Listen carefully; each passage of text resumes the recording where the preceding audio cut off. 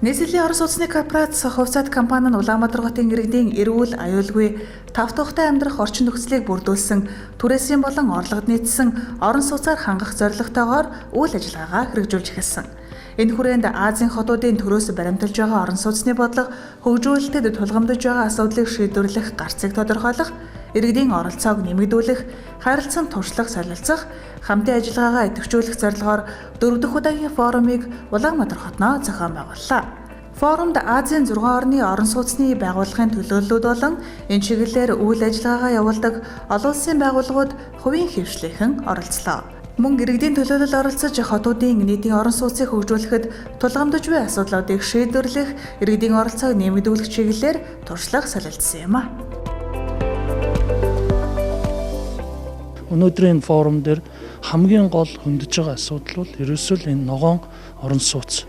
Энэ байгаль орчин дээлтэй, нөөцөө одоо хэмнэлсэн ийм одоо чиглэл рүү явж байгаа. Тийм учраас бол өнөөдрийн гэр хорооллыг хөгжүүлэх, за хөрөнгө оруулалтыг энэ дэмжих хөтөлбөрийн зэрэгцээ ногоон орон сууц дээр нь иргэдийнхээ орлогод нийцсэн энэ орон сууцны хөтөлбөрийг хэрэгжүүлэх ийм одоо гол бас мөчд манай энэ форум болж байгаа маа. Улаанбаатар хот ч юм бол өөр яг энэ Сүхбаатарын талбайгаа тойроод бүх одоо төр засгийн үйлчилгээ, бүх одоо нийгмийн эдийн засгийн үйлчилгээнд байдаг бизнесийн төвлөрөл нь эндээ бий болчихсон. Эдийн засгийн бас төвлөрөл нь эндээ бий болчихсон. Тэгэхээр ер нь яг дэд төв гэж юу хэлж байгаа юм бэ гэхээр бид нар энэ одоо хэд төвлөрлийг нэгдүгээр саарамжуулаад нэг одоо төв хотоос олон төв хот руу шилжээ. Өөрөөр хэлбэл энэ Улаанбаатарын хотын төв шиг ийм одоо бизнесийн эдийн засгийн ийм төвлөрөл, ийм одоо нийгмийн эдийн засгийн үйлчилгээг одоо гэр хорооллод баян хөшөөнд амьдарч байгаа хүнд яг үзүүлъя л гэж бид нар энэ дэд төвийн одоо төслийн маань зорилго яваад байгаа байхгүй. Улаанбаатар хотын хувьд хамгийн сэтгэл түгшээсэн асуудал бол агаар болон хөрсний бохирдлын асуудлууд юм. Асуудлыг нэг дороос өргөс авах мэт арилгах боломжгүй ч орон сууцчлах ажлыг эрчимтэй явуулж байж шийдэлд хүрэх учиртай юм. Хүрээсэлдэг, түрээслээд өмчилдөг, тэгээд зах зээлийн зарчмаар бас худалддаг, авдаг энэ орон сууцны хөтөлбөрөө бид нэр эхлүүлж байгаа. Эхний хөтөлбөрүүд нь амжилттай хэрэгжиж эхэлсэн. Эхнээсээ бас ашиглалтанд орж эхэлж байна. Сая бол ноосхийн зарласан түрээслээд өмчлөх бол дотроо 2 хэлбэртэй явж байгаа. За энийг өшөө олон болгох тал дээр бид нэр ажиллаж байна. Нэг өсөндөө тухайн орлогод тааруулаад бүхэл төрлийн маш олон төрлөөр л одоо явах болцоог нь хангаж өгөх ёстой. Нөгөө талдаа санхүүжлийн механизм маш хурдтай энийг бүтээн байгуулалт хийх ёстой. Нийслэлийн Орос улсны корпорацаас өнгөрсөн хугацаанд дэлхийн томоохон хотуудын тэр дундаа уур амьсгалын хувьд ижил төстэй Азийн хотуудын орон сууцчлах туршлагыг судалж хамтын ажиллагааг эхлүүлээд байна. Мөн Улаанбаатар хотын орон сууцны эрэлт нийлүүлэлтийн судалгааг улирал тутамд хийж, орон сууцны нэгдсэн мэдээллийн санг байгуулан орон сууцнд хамрагдах хүсэлтэй иргэдийг шилэн цахим байдлаар бүртгэн ажиллаж байна.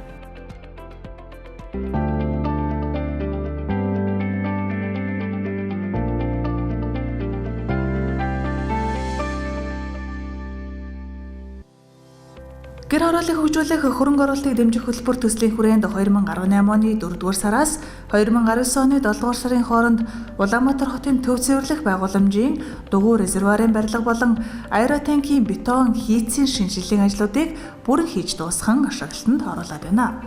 Төв цэвэрлэх байгууламж нь 1964 онд ашиглалтанд орсноос хойш өнөөдрийн хүртэл бүрэн шинжилгээний ажил хийгдэж байгаагүй юм. Уг байгууламжийн дугуй резервуарын барилгыг нийслэлийн мэргэжлийн хяналтын газраас нурах аюултай хэмээн дүгнсэн байдаг. Тиймээс төслийн хүрээнд нурах аюулд ороод байсан цэвэрлэгээний ахуйн бохир ус хүлээ авах, дугуй резервуарын барилгыг дотоод инженерийн шугам сүлжээний хамт бүрэн шинжлэх ажлыг хийж гүйцэтгээд байна. Ингэснээр төв цэвэрлэх байгууламжийн ажилчдын аюулгүй ажиллах орчныг бүрдүүлж хөдөлмөр хамгаалтыг бүрэн хангах юм а. За энэ аэротанкийн байгууламж нь уртаа чинь 110 м, өргөөшөө 105 м, доошоо 4.5 м гүнтийн бетонын байгууламж байдаг. За энэ байгууламжийн бетоны бүрэн шинжилгээс гадна агаар үлээх зорилт бол 10,000 диффузер байдаг. За энэ 10,000 диффузерийг бас энэ төслийн өрөөнд сольж шинжилсэн байж байгаа. Ингэснээр бол биологи цэвэрлэгээний түвшин бол тодорхой хуваар бол дээшлэх юм эерэг нөлөөг үзүүлж байгаа. За энэ ажлын хүрээнд бол нийтдээ 6.7 тэрбум төгрөгийн одоо санхүүжилтээр Европын хөрөнгө оруулалтын банкны тусламжтайгаар одоо хийж гүйцэтгээд байна. Манай энэ төслийн хүрээнд хийгдсэн аэротанкийн шинжилэл болон дугуй резервуарын засварын ажлын хүрээнд одоо төв цэвэрлэх байгууламжийн насжилтыг бол 30 жилээр уртасгалаа. Түүнчлэн нийт 5 аэротенкийн бетон хийцийн эвдэрлийг засах цэвэрлэгээний чанарыг сайжруулах, агаарын 10,000 диффузер, агаарын шугам селектор нэмж суйрлуулах гэх мэт бүрэн засвар шинжилгээний ажлыг анхудаа хийж гүйцэтгэлээ. Эдгээр ажлыг хийж гүйцэтгэснээр цэвэрлэх байгууламжийн биолог цэвэрлэгээний эргэлтийн лагийн шинж чанар сайжирч, бохир усны цэвэрлэгээний төвшин төсөл хэрэгжихээс өмнөх үетэй харьцуулбал 5-аас 10% сайжирсан байна.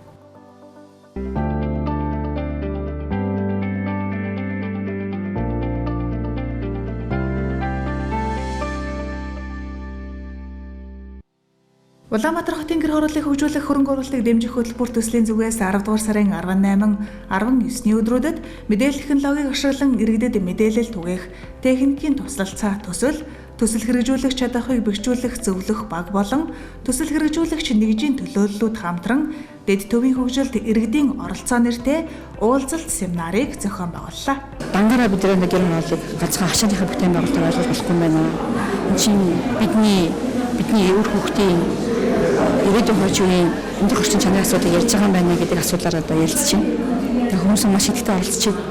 За ямар ч гэсэн хамгийн анхны одоо 7 жилийн өмнө энэ шоужуудад явхад надад ямар хэрэгтэй болоо гэжсэн ойлголт нь зөвхөн хашааны хэмжээнд байсан бол өнөөдөр өндөр орчин чанар гудамжны хэмжээгээр одоо олж харахаар болчлоо. Энэ чинь маш том бүтээн байгуулалт юм байна гэж хэлж байгаа. Өнөөдөр энэ бид зохион байгуулсны үр дүндээ ямар нэгэн хэлбэрээр хүрчээнэ гэж дотроо бодож байна. Иргэд бүхэндээ одоо бүгдийг зөв хөгжихийн тулд бид нар хотоо хөгжүүлж орчин үеийн хот болохын тулд иргэд болгонтой л өрн бие тулжил уулзсан чухал юм байна гэдэг бас бид нар өөрсдөө тийм процесс олж харж байна. За ер нь бол гэр ороод өгсөн бол хөрсний бохирдол агаарын бохирдол бол бид нар эцэстээ төлцсөн байна шүү дээ. Тэгэхээр бид энэ гарцыг хаахын тулд иргэдүүдэд илүү их мэдээлэлээр хангагдаж өөрсдөө бас боломжийг бол хайж гарц хаагаасаа л гэж хүсэж байна. Иргэдийн оролцоо бол маш их гинд бол 100% нөлөөлж билж авдаг болно.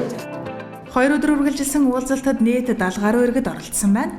Төслийн хүрээнд хийж буй бүтээн байгуулалтын ажлууд гарах үр дүнгийн талаар дэлгэрэнгүй мэдээлэл авч дэд төвийн хөгжилд хэрхэн оролцох талаар санал солилцжээ. Гэр хорооллын иргэд бидний төлөө ийм том ард түмний байгууллагаар зээл аваад ийм том бүтээн байгуулалтыг хийж хов хүний оролцоо маш чухал гэдэг өнөөдөр бид сууж байгаа хүмүүс бүгд авч хийж байгаа. Энд дэрснээр мэдээлэлтэй болж чадсан. Газраа яах вэ? Олон талын мэдээлэл тавьсан. Цаашид төслийн хүрээнд олон төрлийн ажлууд хийгдэнэ. Энэ удаагийн уулзалтын үр дүнд иргэдийн оролцоо, хяналт, дэмжлэг улам нэмэгдэж, дэд бүтцийн бүтээн байгуулалтын үр шимийг хүртэнэ гэж зохион байгуулагчид үзэж байна.